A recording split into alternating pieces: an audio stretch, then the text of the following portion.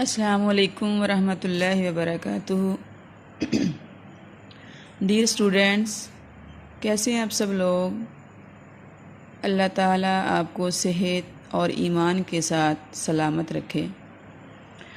آج کے لیکچر میں ہم حدیث نمبر 5 اور 6 کا مطالعہ کریں گے۔ تو آئیے سب سے پہلے حدیث نمبر 5 پڑھتے ہیں۔ اعوذ باللہ من الشیطان الرجیم، بسم اللہ الرحمن الرحیم۔ عن عبداللہ بن عمر رضی اللہ تعالیٰ عنہ، حضرت عبداللہ ابن عمر رضی اللہ تعالیٰ عنہ سے روایت ہے، قال فرمایا، رجل ایک شخص نے سوال کیا، یا نبی اللہ، اے اللہ کے نبی، من اقیسو، کون ہے سب سے زیادہ عقل مند ناسی لوگوں میں سے،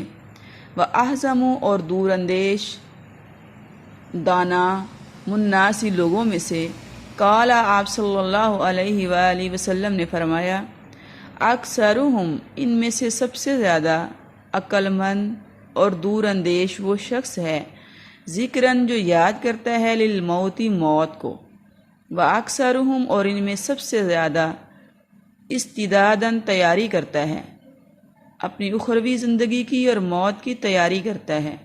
اولئک الاکیاس، وہی لوگ زیادہ عقل مند ہیں، ذہبوا بشرف، نوازے جائیں گے وہ ساتھ عزت کے، فی الدنیا، دنیا میں، و کرامت، اور اکرام کے، آخرہ، آخرت کی زندگی میں۔ حضرت عبداللہ ابن عمر رضی اللہ تعالیٰ عنہ سے روایت ہے کہ ایک شخص نے نبی علیہ الصلوۃ والسلام سے پوچھا، اے اللہ کے نبی، لوگوں میں سب سے زیادہ عقل مند اور دور اندیش کون لوگ ہیں؟ آپ صلی اللہ علیہ وسلم نے فرمایا، لوگوں میں سے وہ شخص جو موت کو زیادہ یاد کرتا ہے اور پھر اس کی تیاری کرنے والا ہے، وہی سب سے زیادہ لوگوں میں سے عقل مند اور دور اندیش ہے۔ ایسا کرنے والے کو دنیا میں بھی عزت حاصل ہوتی ہے اور آخرت میں بھی اکرام و احترام سے نوازا جاتا ہے۔ صحابہ اکرام کا یہ معمول تھا کہ وہ نبی علیہ الصلوۃ والسلام سے آ کر دین کی امور سیکھا کرتے، ایسی باتیں معلوم کیا کرتے جن سے وہ دنیا و آخرت میں سرخرو ہو سکیں، اللہ کی رضا اور خوشنودی کو حاصل کر سکیں۔ مذکورہ حدیث مبارکہ میں بھی ایک شخص آ کر نبی علیہ الصلوۃ والسلام سے یہ سوال کرتا ہے، دریافت کرتا ہے کہ اللہ کے نبی، لوگوں میں سے سب سے زیادہ عقل مند اور دور اندیش، فہم و فراست والا شخص کون ہے؟ اب دنیاوی اعتبار سے دیکھا جائے تو ہم یہ سمجھتے ہیں کہ وہ شخص جس نے دنیا کی کامیابی حاصل کر لی، اچھا عہدہ حاصل کر لیا، اچھی پراپرٹی اور جائیداد بنا لی، دنیا میں وہ اچھے حسب نسب والا ہو کر وہ دنیا کے اندر زیادہ دولت کمانے کا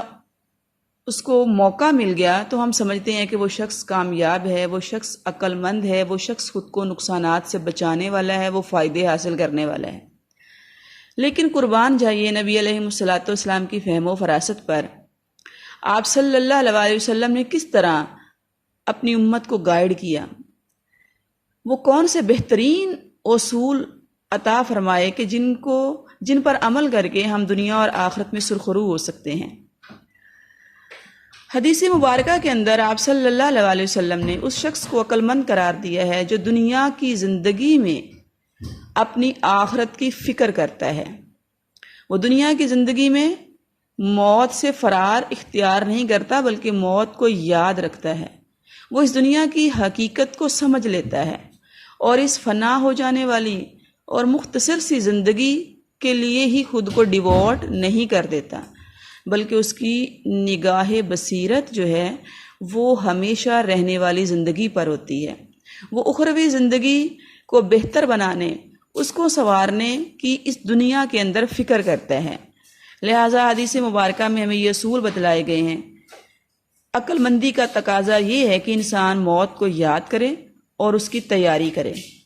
یہ کرنے سے اسے کیا حاصل ہوگا؟ دنیا میں بھی عزت ملے گی اور آخرت میں بھی اسے عزت و اکرام سے نوازا جائے گا۔ دنیا کی زندگی کی حقیقت قرآن مجید میں بھی کئی جگہوں پر بیان کر دی گئی ہے۔ سورہ آل عمران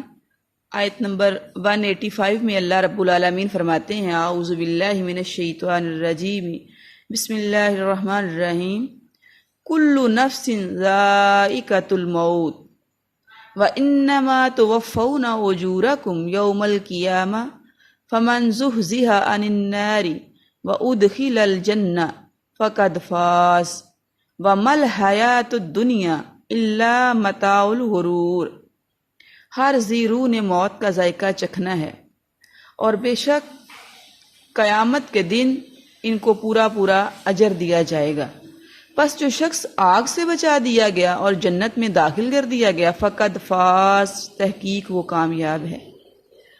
وما الحیات الدنیا، اور دنیا کی زندگی نہیں ہے الا متاع الغرور، لیکن دھوکے کا سامان۔ دنیا میں انسان کو بطور سزا بھیجا گیا ہے اور سزا کی جگہ پر کوئی بھی شخص دل نہیں لگاتا، اس کو ہمیشہ کی زندگی نہیں سمجھ لیتا۔ انسان کا اصل گھر، اصل ٹھکانہ اور اس کی منزل تو آخرت ہے، جنت ہے۔ جس گھر سے اس کو نکالا گیا ہے اسی گھر میں واپس جانے کی تیاری کرنا، کوشش کرنا، یہی انسان کی زندگی کا مقصد ہے۔ اگر وہ اپنی دنیا کی زندگی میں اس مقصد کو فراموش کر دیتا ہے، بھلا دیتا ہے، تو وہ بے وقوف ہے، وہ کم عقل ہے۔ عقل مند شخص وہی ہے جو اپنی اس دنیا کی زندگی کے اندر، مختصر زندگی کے اندر، فانی زندگی کے اندر اپنے اصل ٹھکانے، اصل گھر اور اصل منزل کو یاد رکھتا ہے۔ حدیث مبارکہ میں بھی موت کو یاد کرنے اور آخرت کی تیاری کے حوالہ سے آپ صلی اللہ علیہ وسلم کے ہمیں بہت سارے ارشادات ملتے ہیں۔ ایک جگہ پر آپ صلی اللہ علیہ وسلم نے فرمایا فزور القبور، قبروں کی زیارت کیا کرو، فإنها بے شک تذکر الموت، قبروں کی زیارت کرنا، قبروں کی طرف چکر لگانا، یہ انسان کے لیے موت کو یاد کرنے کا سبب بنتا ہے۔ ایک اور جگہ پر آپ صلی اللہ علیہ وسلم نے فرمایا دانش مند اور عقل مند وہ انسان ہے جو اپنے نفس کو قابو میں رکھے اور موت کے بعد کے لیے کام کرے، اور بے وقوف اور ناداں وہ شخص ہے جو اپنے آپ کو خواہشات نفس کے تابع کر دیتا ہے، یعنی اللہ کے احکامات کی بجائے وہ اپنے نفس کی خواہشات کے پیچھے لگ جاتا ہے اور اس کے باوجود پھر وہ اللہ سے امیدیں باندھتا ہے۔ ایک اور جگہ پر آپ صلی اللہ علیہ وسلم نے فرمایا جو شخص دنیا کو اپنا محبوب و مطلوب بنائے گا وہ ضرور اپنی آخرت کا نقصان کرے گا، اور جو کوئی اپنی آخرت کو محبوب بنائے گا وہ ضرور اپنی دنیا کا نقصان کرے گا۔ یعنی ایک کو محبوب بنانے سے دوسرے کا نقصان آنا لازم ہے۔ تو عقل کا تقاضا یہی ہے کہ انسان فنا ہو جانے والی دنیا کے مقابلہ میں اپنی آخرت کو پریفر کرے، ترجیح دے اور آخرت کو اختیار کرے۔ موت کو یاد رکھنے کے لیے ذہن میں اس تصور کی موجودگی بڑا ہی اہم کردار ادا کرتی ہے کہ یہ دنیا بالکل عارضی اور فانی ہے، جس چیز نے ختم ہو جانا ہے، فنا ہو جانا ہے، جو بہت ہی مختصر ہے۔ عقل مند انسان کبھی بھی اس کے پیچھے نہیں پڑا رہتا، کبھی بھی اپنی زندگی کو اس کے لیے وقف نہیں کر دیتا۔ حضرت عبداللہ ابن عمر رضی اللہ تعالیٰ عنہ سے روایت ہے کہ رسول اللہ صلی اللہ علیہ وسلم نے میرے دونوں کندھوں کو پکڑ کر فرمایا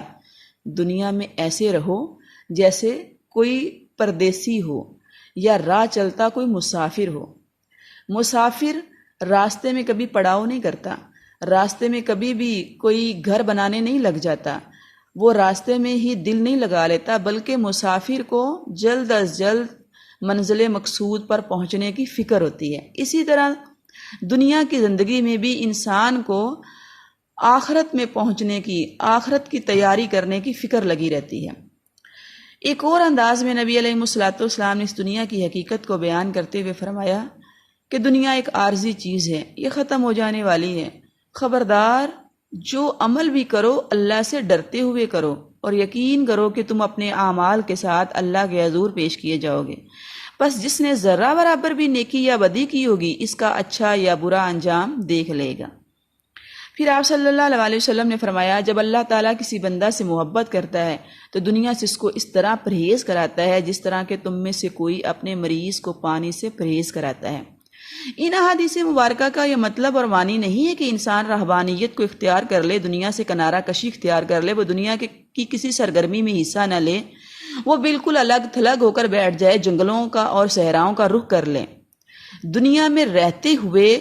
دنیا کی آلائشوں سے، گناہوں سے، دنیا کی رنگینیوں سے اپنے دامن کو بچانا یہ مقصود ہے۔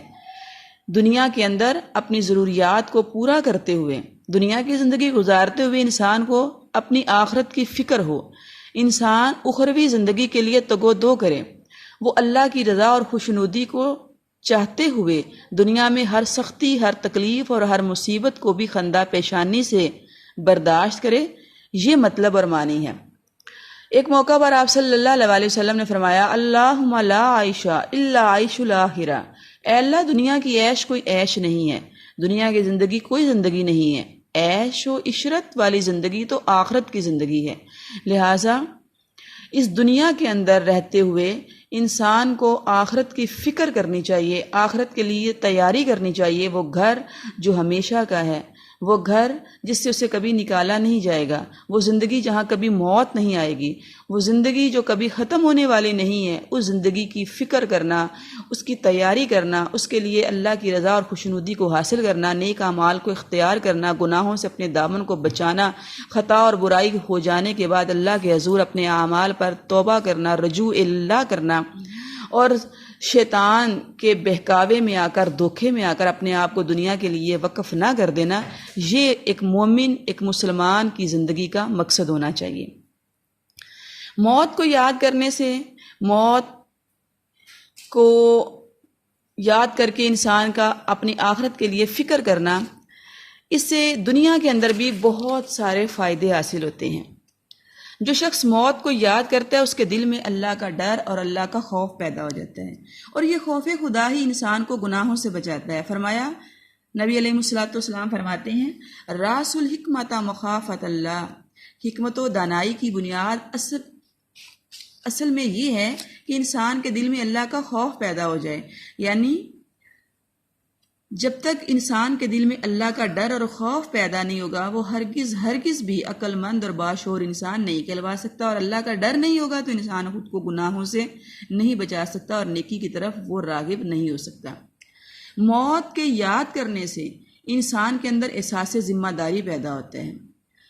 اس کے اندر یہ فکر پروان چڑھتی ہے کہ میں نے ایک دن اللہ کے حضور پیش ہونا ہے، میرے ایک ایک عمل کا حساب ہوگا، اور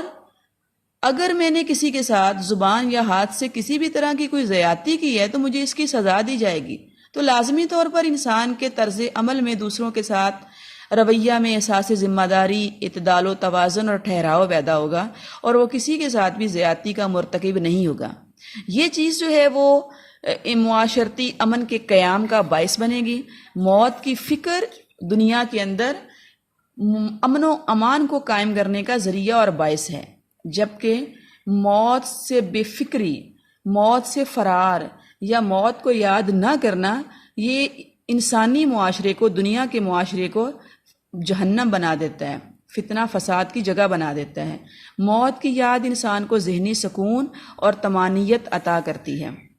کیونکہ موت کو یاد رکھنے سے انسان گناہوں سے اپنے دامن کو بچاتا ہے، نیکی کا اہتمام کرتا ہے، وہ خیر اور بلائی کے کاموں میں مصروف رہتا ہے، اور یہ خیر اور بلائی میں مصروف رہنا اس کو دلی سکون اور اطمینان حاصل کرتا ہے۔ نیکی کی جب کیفیت طاری ہوتی ہے تو اس کا انسان کی زندگی پر گہرا اثر پڑتا ہے۔ آخرت کی کامیابی کے لیے جب وہ نیک اعمال کرتا ہے، اللہ کی رضا کو حاصل کرنے کے لیے وہ تگ و دو کرتا ہے، تو اس کے دماغ پر نیکی کرنے کا شوق سوار ہو جاتا ہے اور وہ خود کو برائی سے دور رکھتا ہے۔ پھر حدیث مبارکہ کے آخر میں ہی اللہ کے نبی صلی اللہ علیہ وسلم نے موت کو یاد کرنے کے 2 فائدے بیان کر دیے گئے ہیں۔ موت کو یاد رکھنے والا انسان دنیا میں عزت و توقیر حاصل کرتا ہے، لوگوں کے دلوں میں اس کا رعب اور دبدبہ پڑ جاتا ہے، اور وہ دنیا کے ہر نقصان سے بے خوف ہو جاتا ہے۔ ایسا کرنے سے لوگوں کے ہاں، معاشرے کے اندر اس کا رسپیکٹ ہوتا ہے، اس کا احترام ہوتا ہے، لوگ اس کو عزت کی نگاہ سے دیکھتے ہیں۔ اور موت کو یاد رکھنے کا جو اخروی فائدہ حدیث مبارکہ کے آخر میں بیان کیا گیا کہ کل قیامت کے دن جب اللہ کے ساتھ اس کی ملاقات ہوگی تو وہاں بھی وہ ذلیل و خوار نہیں ہوگا، وہ رسوا نہیں ہوگا، وہ پوری انسانیت کے سامنے شرمسار نہیں ہوگا۔ اس کو نام اعمال اس کے دائیں ہاتھ میں دیا جائے گا، اسے اللہ کی رضا اور خوشنودی حاصل ہو جائے گی، اللہ اس پر راضی ہو جائے گا، وہ نفس مطمئنہ بن کر اللہ سے ملاقات کرے گا، اور اللہ رب العالمین کی طرف سے اسے جنت کا سرٹیفکیٹ دیا جائے گا۔ میدان حشر کے اندر جب سارے اعمال نامے کھول دیے جائیں گے، انسان ایک ذرہ کے برابر نیکی کی ہوگی تو وہ بھی دیکھ لے گا، ایک ذرہ کے برابر اگر برائی کی ہوگی تو اس کو بھی دیکھ لے گا۔ اس دن پوری انسانیت کے سامنے انسان کے تمام کرتوت سامنے آ جائیں گے۔ اس لیے قرآن مجید کے اندر بھی اور احادیث مبارکہ میں بھی اس دن کی رسوائی سے بچنے کی انسان کو تاکید کی گئی ہے، ترغیب دی گئی ہے کہ اس دن انسان